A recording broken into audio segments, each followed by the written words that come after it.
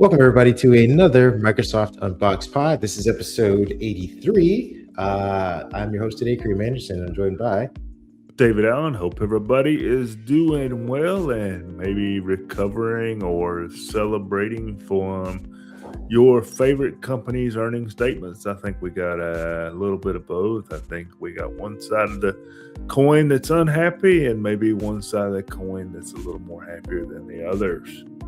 Well, just to make sure we're noted to our fans, we're not celebrating anybody's revenues or profits because none of that's coming into my bank account. My pockets are empty. Some of the decisions benefit us, at least as far as products and services are concerned, but we are never necessarily rooting for anyone or other the company.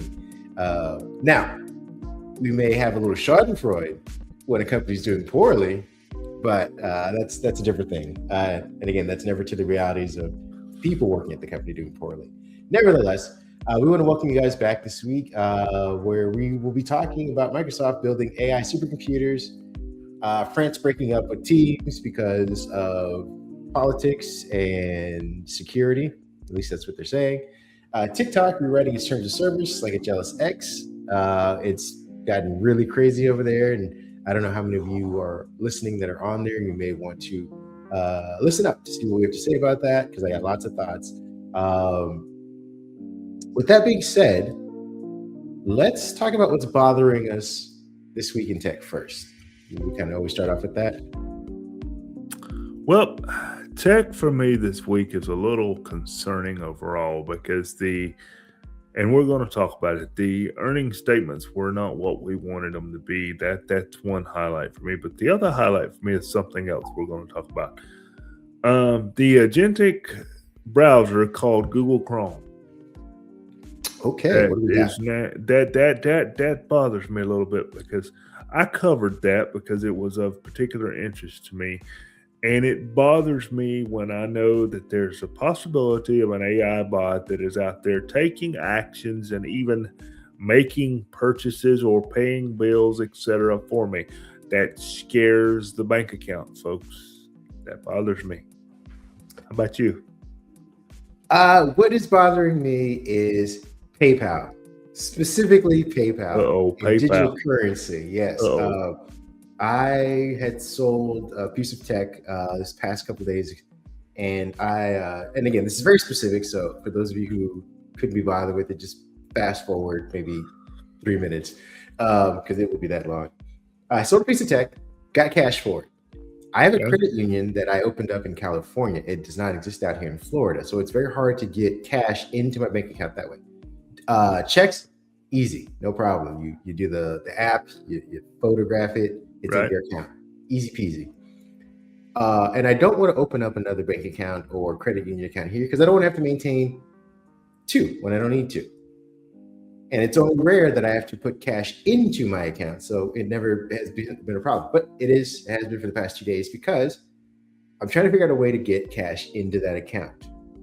And the app says like, oh, you can go to an ATM. Most ATMs out here don't support it. So I came up with the solution of PayPal. And I can get cash into my PayPal account. I can digitally transfer it into my account.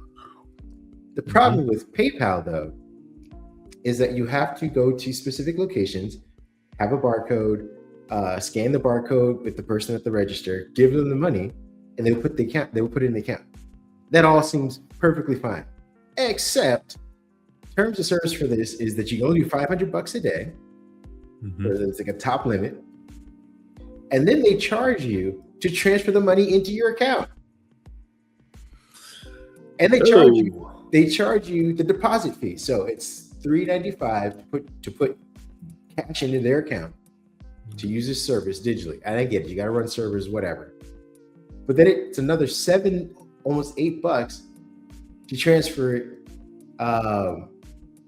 what they say instantly. So we put the money in, have it transferred out of the account.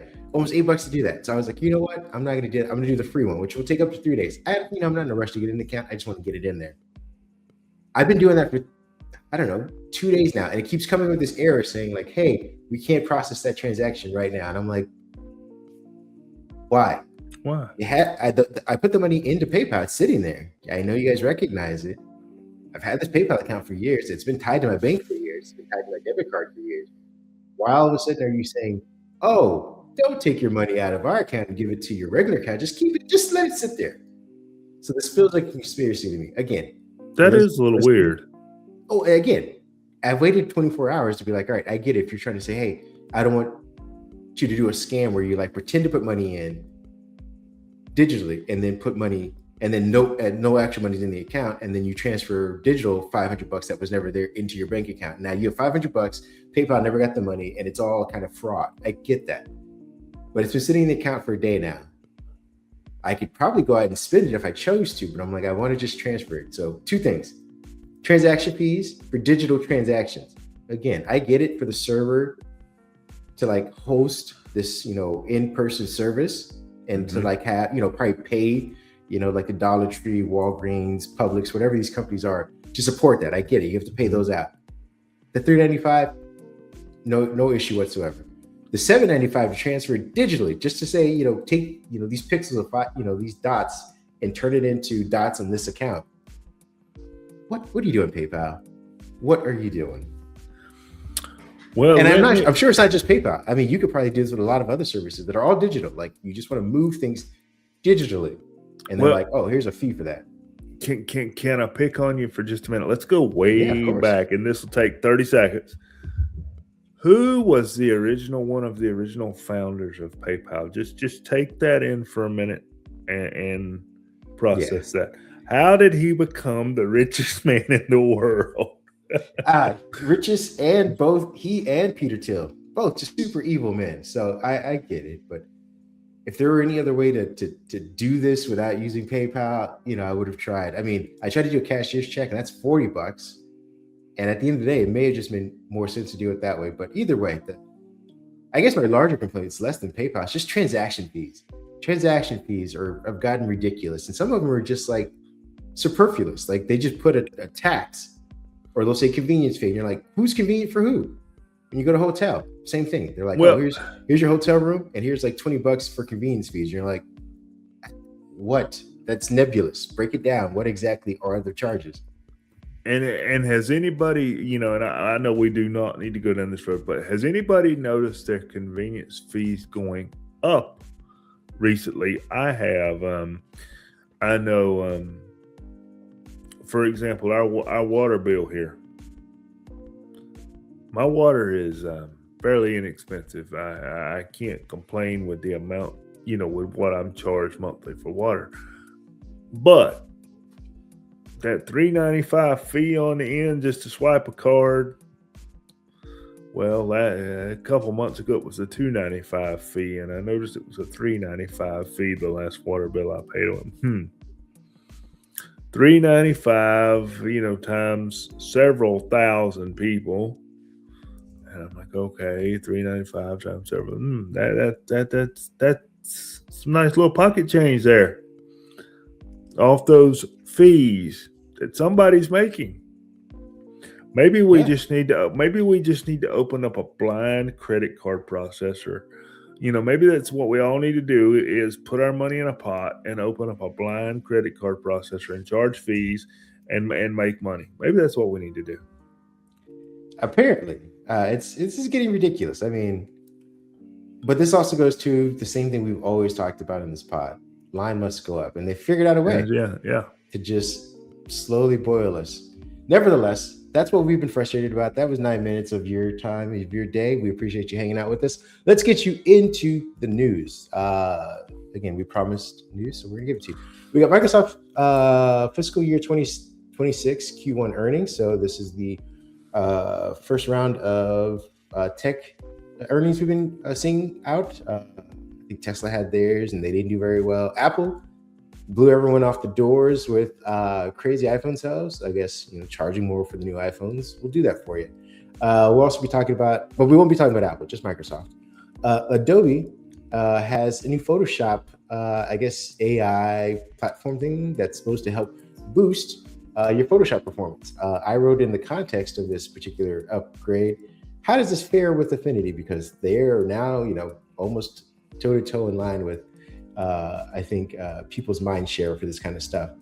The other thing we got is France decides it's going to slowly roll out a new sovereign enterprise chat and drop teams. That's the big headline, is that they're now saying, you know what, because we can't trust Microsoft or the United States, we're going to come up with their own thing. And they aren't the only company, but France was the big headline this week.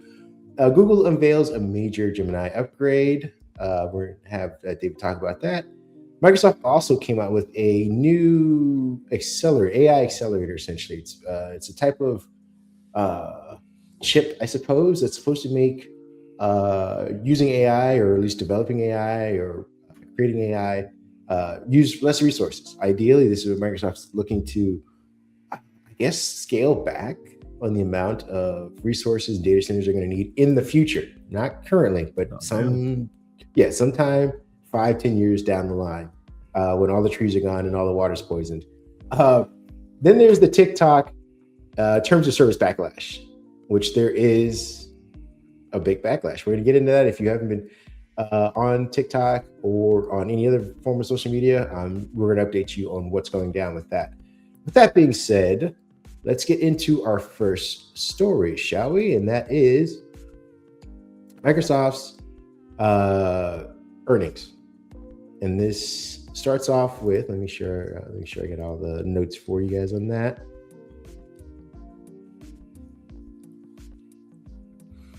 Go ahead. I was going to say, I don't know that Microsoft did very well, and I think there's they did. It's a double-edged sword, and I wrote this kind of as a tongue-in-cheek. Microsoft's earnings were like a mullet. They were like party in the front, like got all the great numbers because we did post revenue, and then being business in the front, and the questions were all in the back. All of the things that were interesting were in the back of the report, things that they kind of sidelined and shuffled and buried, so to speak. But revenue was up across the cloud. Productivity and personal computing were all big sections that did well. Azure continues to be the golden child for Microsoft. Again, as much as they want to reorient around AI, Azure still seems to be the big thing. And again, they type AI into Azure. And part of the reason why Azure is doing so well is because of promises from OpenAI to use it in order to keep it going. So it's kind of like a dog eating its own tail, essentially. It's, or snake eating its own tail. Because OpenAI is going to use so much Azure, Microsoft can go to its investors and say, look, Azure usage is up. But it's for a very questionable AI platform that, everyone hasn't necessarily bought into. The AI infrastructure costs are ballooning for Microsoft. This is where we start to get towards the back of the haircut, where we saw Azure numbers up and everyone's like, ooh, great. But why? And that's because, again, AI infrastructure costs are ballooning. Analysts want a little clarity on long-term earnings, and Microsoft insists that investments are strategic and necessary. Just to get a couple of numbers down and out of the way for you guys to, spread this to your friends and sound intelligent about these conversations. Revenue for Microsoft rose about 18%. That added about $12 billion to the top line. Growth was broad across productivity and business processes, intelligent computing and more personal. I think operating income rose about 24%. So again, that's pretty huge if you're looking at percentages as far as what it's costing us in order to generate $12 billion. Again, Microsoft was on the call saying, hey, we have aggressive AI investments that should turn a profit more quickly. If we, slow roll these investments, it would seem worse. That's basically their pitch for this. There was a closer, as you take a close look at some of the businesses, because Microsoft likes to separate their businesses, productivity and business processes generated about $33 billion in revenue. That's about $20 billion in operating income. Office of Microsoft 365 Commercial continued to be kind of like the big driver quietly behind the scenes. Dynamic 365 and LinkedIn also had pretty solid gains. LinkedIn continues to be a very profitable purchase for Microsoft in the long run. I know people were kind of like, yeah, we get Microsoft and LinkedIn kind of go hand in hand, but why? Well, apparently they figured it out, and it's working well for them. Intelligent Cloud, which is Azure, server products, and enterprise services, delivered about $30.9 billion in revenue. which turns out to be in real world dollars, it's about 13.4 billion in operating income. Azure's growth was about 40%, which is again very impressive, but it highlights that they have big buy-ins to AI, which has yet to actually turn a profit. So who knows how long this jump will last, and if it does come crashing down, that's going to be pretty huge too. A big hole you're going to have to start accommodating for in your next couple quarterly earnings. Now, the more personal computing is the stuff we enjoy. Again, it's Xbox, Windows, all those kind of things. That was a different story. Windows Surface hardware and Xbox hardware was down, but it is still managed to bring about $13.8 billion in revenue, about $4.6 billion in operating income. Windows OEMs rose. And again, these are OEMs who license for new laptops, which should be coming out this year with Snapdragon processors, this new Intel chip that everyone's kind of going gaga over, Panther Lake. That rose about 80%. And again, that's partly because everyone's starting to upgrade from Windows 10 to Windows 11. So it's a temporary boost. It's always planned. But we'll see if it's a sign of longer momentum as more people move from Windows 10. I think they said, what do we have, like 1 billion people on Windows 10, and now they're going to have 1 billion people on Windows 11. Gaming is what I wrote about, and I'll end this section with that. Was pretty bad. Hardware revenue fell about 29%. Ooh. And Xbox content and services grew only 1%. Ooh. Yeah, I wrote about this saying that it's in quote unquote transition, according to the executives at Xbox. But they did have a healthy 50% increase in search and news advertising, which again, I think that shows that people are starting to use Copilot, or I guess Bing / Copilot a little bit more, which is good. Nevertheless, back to the Xbox gaming part. Again, we said this transition. Call of Duty, we've already reported last week, I think, or week before last, that it's not doing the numbers it needed to, at least over the long term. It had a big push at the first weekend, and now it's kind of trailed down. The first party exclusives for Xbox are few and far in between, despite being one of the biggest publishers out there. They've also canceled a bunch of stuff. They've restricted the ability to make new things that could potentially pull a profit for them just by downsizing a lot of stuff. And again, we're seeing that Sony's still selling PlayStation, even though they're not selling as many of them, they're still selling them. So hardware is still something. Microsoft seems to have atrophied this and just let it die in the vine versus trying to figure out a way to transition people to the next whatever box they sell. And I think it's a horrible strategy because now people have lost trust in whatever the next box is going to be. So even if they come out with an amazing piece of hardware next year, or whenever they come out with the next Xbox, I think people are going to be done with that. They may, again, and it may be part of Microsoft's strategy to get everyone on services, but I don't think they're doing it as smoothly as they had planned. What are your thoughts on all of these numbers and news? I'm going to try to summarize it as briefly as possible. One, the Azure revenue is not surprising because, as you said, we're paying for AI basically. But as you said, the party's in the front, the not so good news is in the back. We're losing money on AI, and we see that now. There's numbers to show us that, and I don't know off the top of my head how long these numbers have been in the negative. I would say at least 2 quarters, probably 3. That we can get an idea of what these negative numbers are going to look like. But to a bit of good news, as you mentioned, the use of news and services are up a little bit, which means people are using Bing and they're using Copilot, but obviously they're not using them enough because we're not getting that $20 income for Copilot Pro or Microsoft 365 subscriptions that include your use for Copilot. So what do we do here? We have to realize that AI is expensive. I mean, just go look at the price of RAM.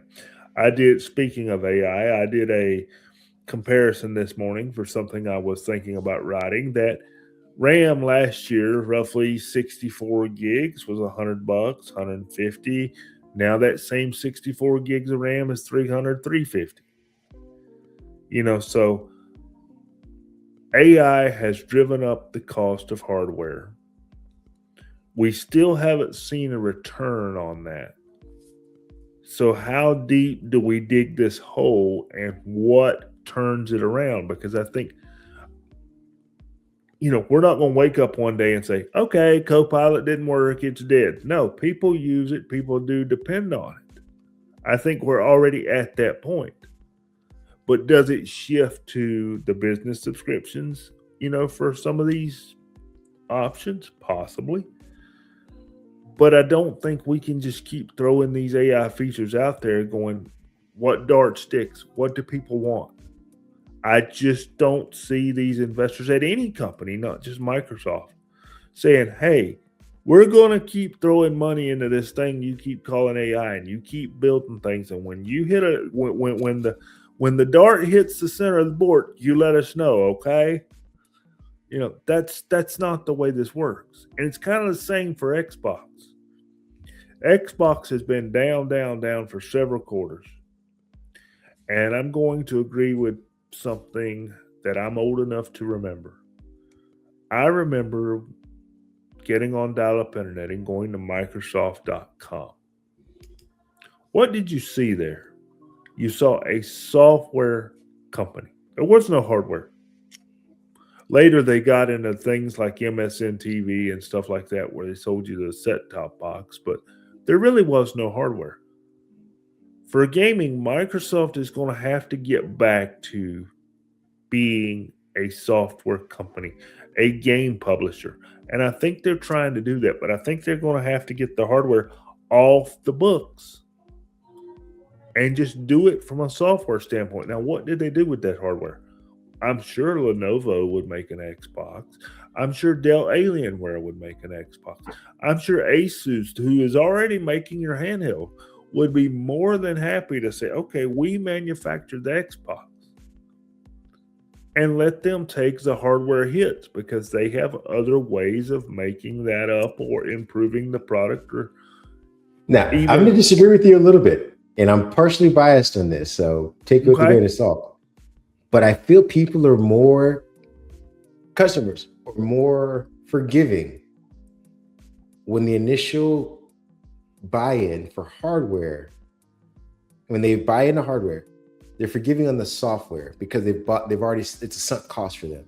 Yeah, that's true. Microsoft at this point is not making amazing software, and that's where it starts to get a little tricky, because again, we've been seeing stories in the last 4 or 5 months about how much people don't like Copilot in Windows. And if you don't invest in the hardware aspects, and I think this is maybe something Ballmer knew, when you had like the Zune and you had Windows Phone, and he was the one who fought for Xbox. Like, when people can just have their pick of software and you're a software company, that becomes very dangerous. People are complaining about Apple's iPhones, they complain about Macs, stuff like that, but they stick with it and they wait it out until something better comes, because they've sunk in the cost for the hardware.